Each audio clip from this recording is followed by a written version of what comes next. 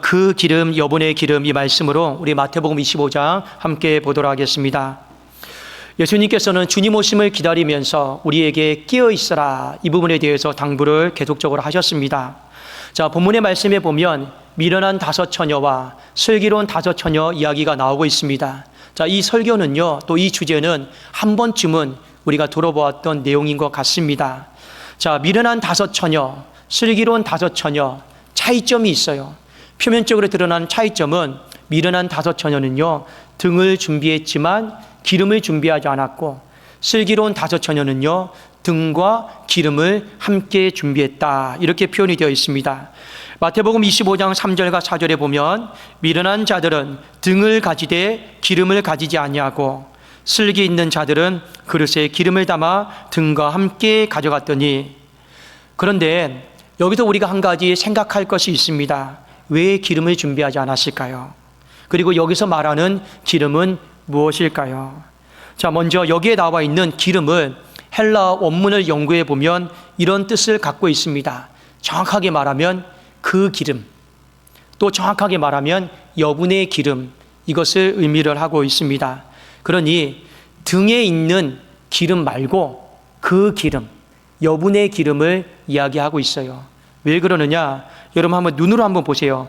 8절에 보면 미련한 자들이 슬기 있는 자들에게 이르되 우리 등불이 꺼져가니. 이미 들고 있는 등불에 기름이 있어요. 그런데 그것이 꺼져가고 있다 하고 있잖아요. 그러니까 여기서 말하는 기름이다라고 하는 건 지금 등에 있는 기름을 이야기하는 건 아니고 그 기름, 여분의 기름을 이야기하는 것이 언어적으로도 맞습니다. 다시 한번 정리합시다. 미련한 5은요, 그 기름, 여분의 기름을 준비하지 않았고, 슬기로운 5은 그 기름, 여분의 기름을 준비했다.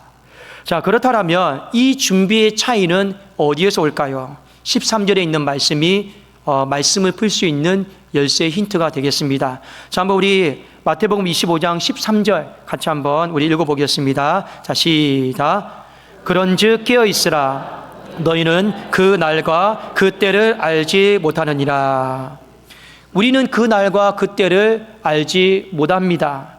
자, 이 뜻은 어떤 의미를 갖고 있느냐면 아무리 우리가 연구를 해도 궁리를 해도 이 날과 이 때, 주님 오시는 날과 때는 절대로 예견하거나 예측할 수 없다라는 것입니다.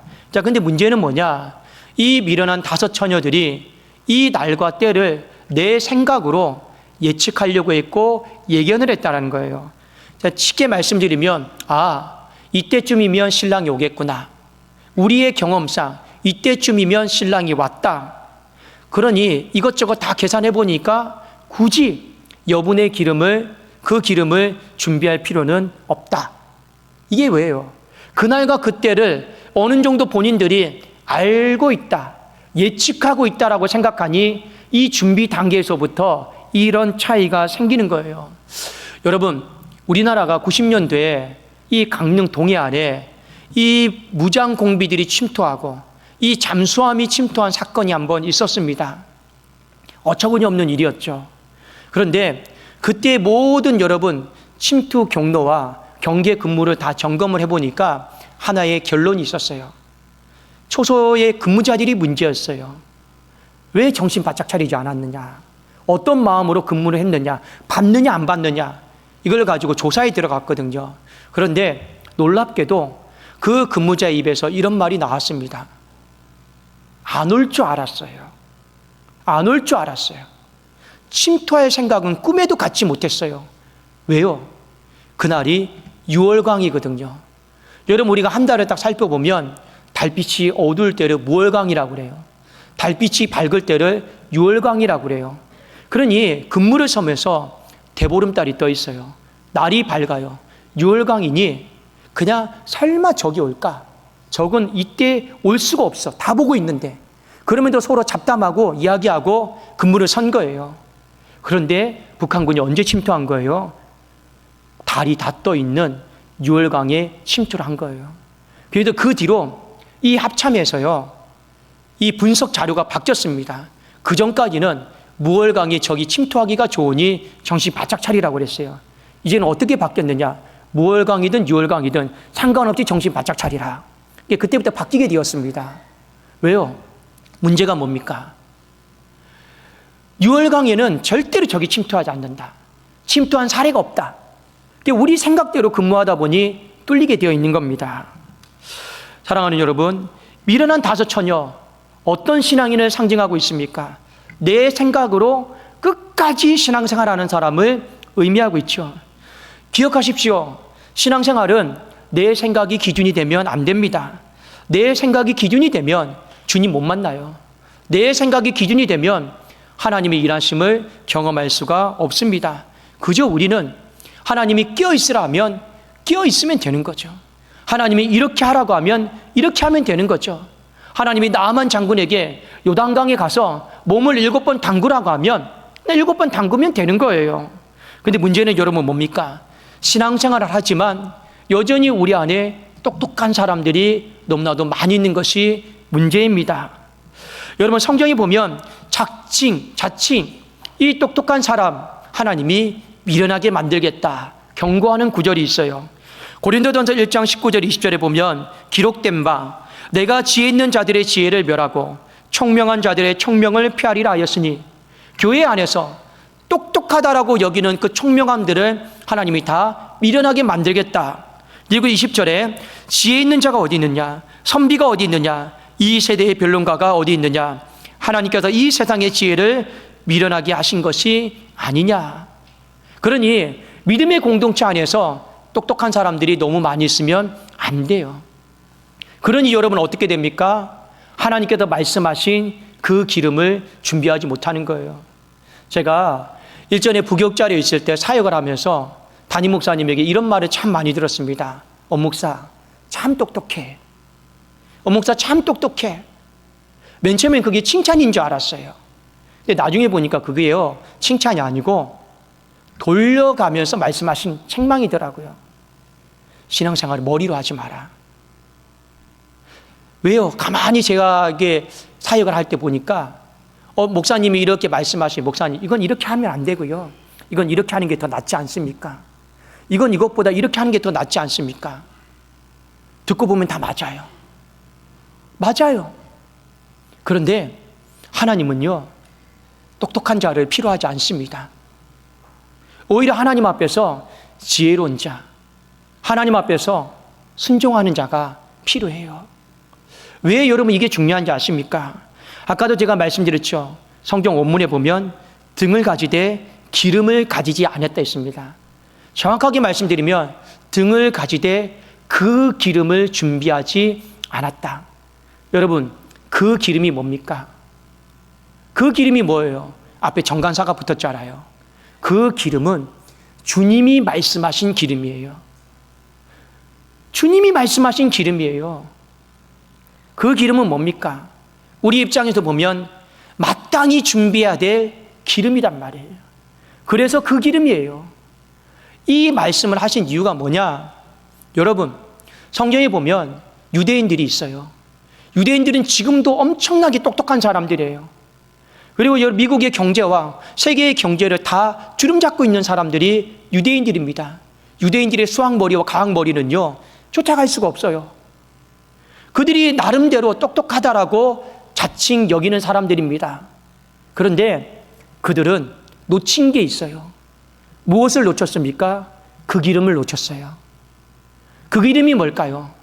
바로 십자가에 달리신 예수 그리스도를 믿는 믿음을 놓쳤어요. 다른 건 다 준비했어요. 등은 다 준비했습니다. 그리고 나름대로 생각하는 거죠. 우리 이 정도면 충분히 하나님 앞에 의롭다. 우리 이 정도면 충분히 천국 가기에 부족함이 없다. 우리 이 정도면 충분히 하나님의 기쁨이 될 수 있다. 나름대로 등은 다 준비했습니다. 그런데 자기 생각에, 자기 똑똑한 마음에 뭘 놓친 거예요? 그 기름 놓쳤어요. 하나님이 우리에게 말씀하신 그 기름은 딱 하나입니다. 예수 그리스도를 향한 믿음이에요. 이 유대인들에게는 믿음이 없어요. 왜 믿음이 없습니까? 100번을 생각하고 1000번을 생각해도 어떻게 십자가를 통해서 구원을 받을 수 있을까? 자기 생각에 그건요, 부합하지 않는 거예요. 근데 성경이 우리에게 말하는 것은 무엇입니까? 오직 믿음으로, 오직 믿음으로, 믿음으로 말미암아 우리가 구원받는 것이 바로 그 기름 아니겠습니까? 근데 이것을 방해하는 게 뭐예요? 역사적인 관점에서 보더라도, 이스라엘을 보더라도 자기 생각대로 신앙생활하는 사람, 자기 똑똑한 맛에 살아가는 사람은요, 등은 준비할 수 있을지 모르겠습니다. 그런데 그 기름은 놓쳐버리는 거예요. 오늘 미련한 5이 여기에 걸려든 거예요.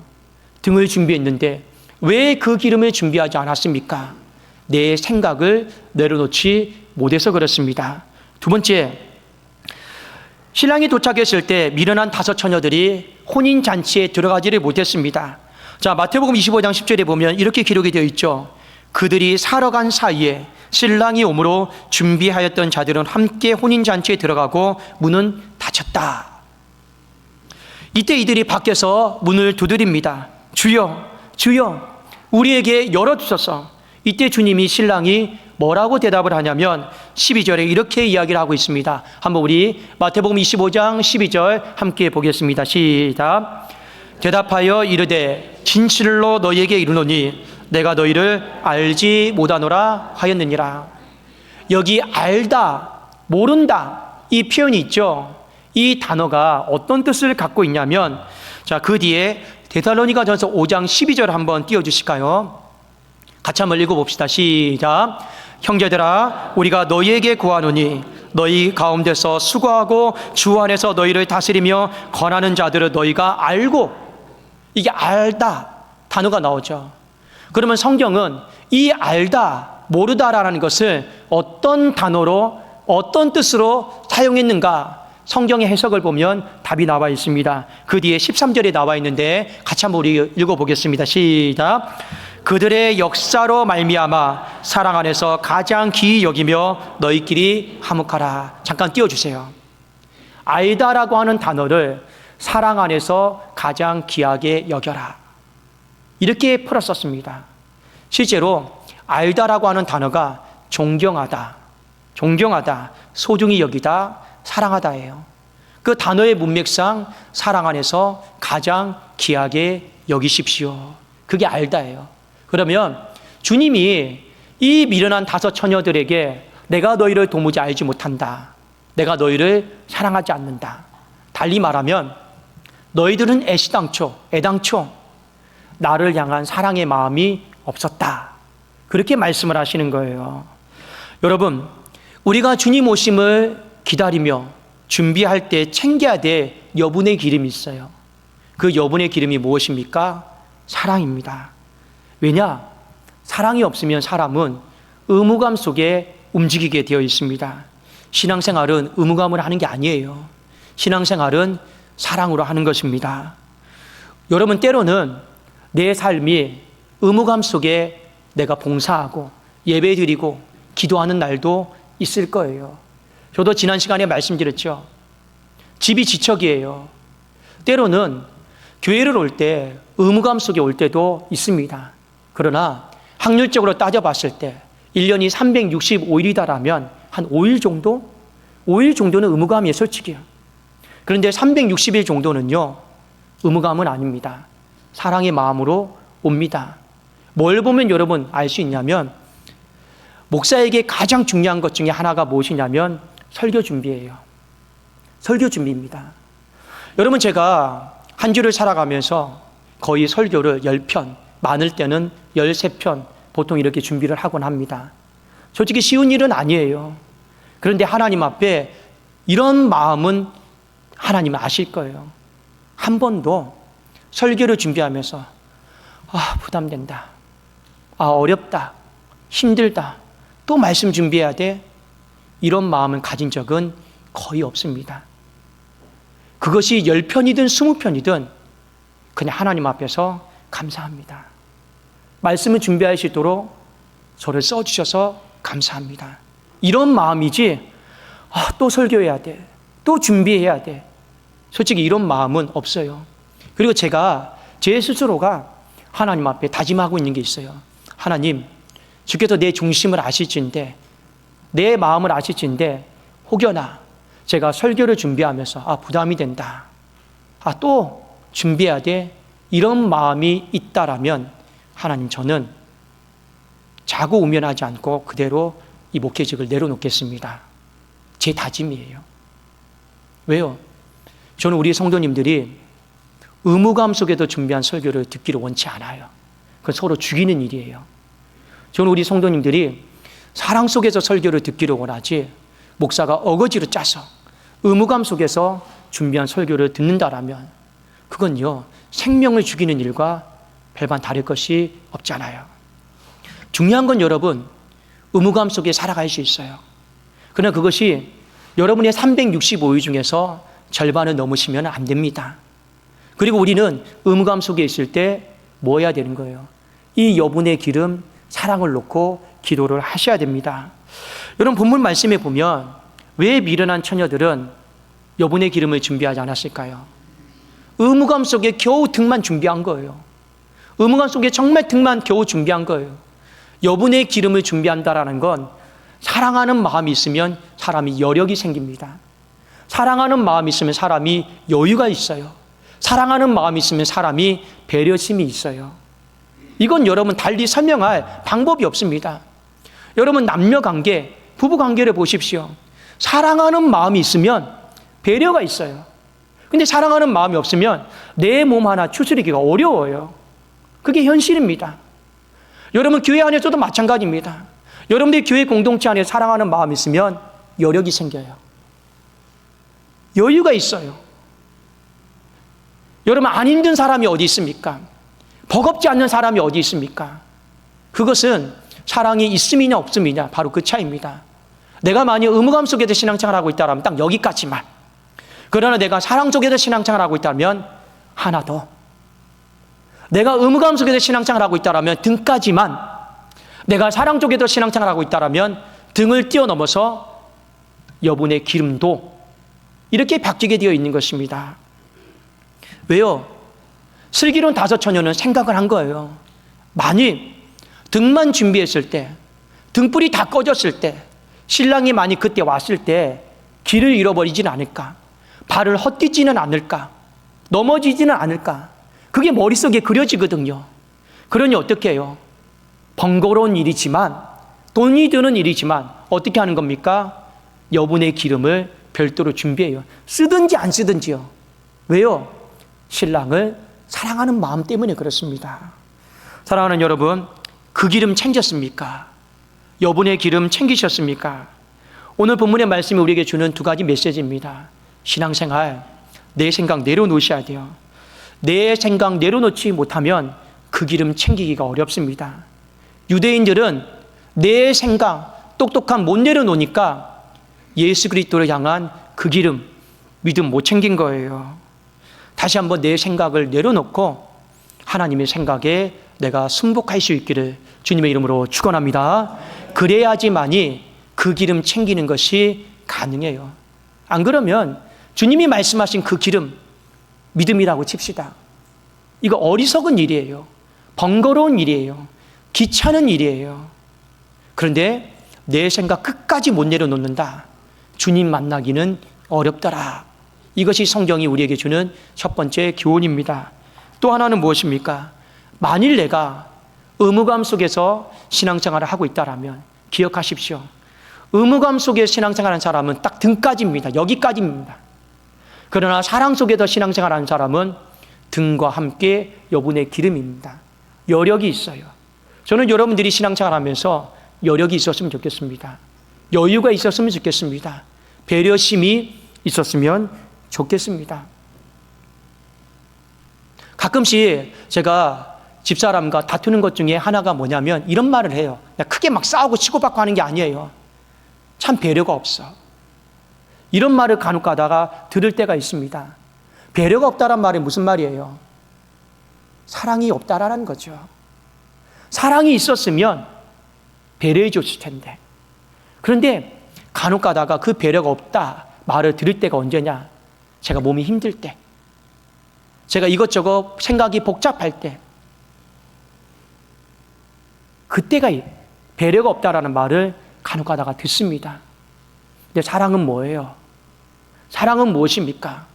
그럼에도 불구하고 사랑의 마음이 내 안에 흔들리지 않는다라면 여력이 있는 것이고, 그럼에도 불구하고 사랑하는 마음이 내 안에 흔들리지 않는다라면 여러분 여유가 생기고 배려가 생기는 것 아니겠냐라는 거예요. 여러분 기억하십시오. 우리는 보통 내 믿음 이야기합니다. 솔직히 내 믿음 되게 보잘것 없어요. 사람이 상처 주는 말하면 내 믿음 다 없어져요. 누가 나 좀 알아주지 않으면 내 믿음 다 없어져 버려요. 그게 우리가 말하는 보통 믿음입니다. 근데 그 믿음을요, 끝까지 주님 오시는 날까지 세워놓는 것이 무엇인지 아십니까? 바로 사랑입니다. 그래서 성경은 우리에게 믿음, 소망, 사랑, 이 세 가지는 항상 있을 것인데 믿음에 사랑을 더하고 소망에 사랑을 더하라고 했어요. 우리를 끝까지 가게 만드는 힘, 중도 포기하지 않게 만드는 힘, 그 힘이 뭐라고요? 바로 사랑이다라는 거예요. 그래도 오늘 말씀은 주님이 우리에게 깨어있음에 대해서 구체적으로 당부를 하는 것인데 그 기름 준비해라. 여분의 기름 준비하십시오. 달리 말하면 무엇입니까? 끝까지 내 생각 내려놓으십시오. 달리 말하면 무엇입니까? 주님 사랑하는 마음을 구하십시오. 그것이 되지 않으면 우리는 주님 만나기가 어렵다라는 거예요. 이 말씀 잘 기억하시고 이제 돌아오는 주가 성탄절입니다. 여러분 이번 한 주를 어떻게 보내시렵니까? 성탄절은 주님 기다리는 날이에요. 그렇죠? 여러분 내 생각 다 내려놓고요. 또 주님을 사랑하는 마음을 구하십시오. 그것이 우리가 미련한 처녀가 되지 않고 슬기로운 다섯 처녀로 하나님 맞이하는 준비가 되지 않겠습니까? 여러분들이 이 준비하는 과정부터 하나님은 다 보고 계십니다. 준비하는 과정부터 하나님 우리 보실 때 참 슬기롭구나, 지혜롭구나, 그런 준비 과정이 될 수 있기를 우리 주님의 이름으로 축원합니다. 기도하겠습니다. 살아계신 하나님 아버지